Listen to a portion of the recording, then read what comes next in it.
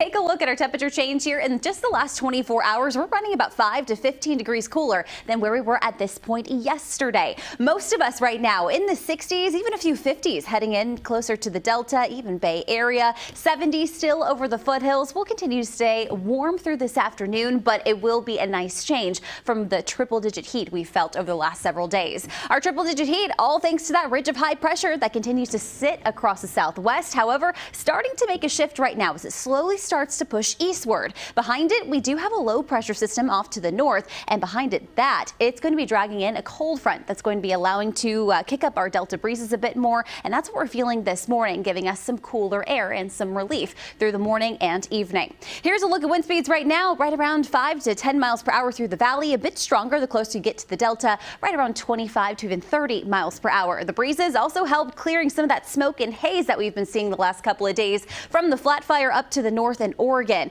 We'll continue to watch that to continue through the rest of this week, starting to pull in a bit more by Tuesday, but a big change from what we've seen over the last few days. This afternoon, we will be warming up. It will be slightly cooler than where we've been the last couple of days. We'll get back into the 70s by 11, a bit of a slower warm up before we're back into the 90s by 2. Staying in the mid to upper 90s for most today, especially across the Sacramento Valley. We'll top out there for most. The further north you go, the hotter it'll be. A few of us getting back into the 90s and triple digits. As we take a look across the region, the heat really concentrated across the valley today, but the further east or west you go, that's when you'll start to feel the cooling even more. 60s around San Francisco this afternoon, and around Fairfield dropping into the low 90s. But if you're liking the cooler air, well, you're really going to like the rest of the work week. Take a look at our temperatures. We'll be staying cool even through tomorrow, but then by Wednesday, feeling that even more. Delta breezes kicking in through the rest of the week and into the upcoming weekend,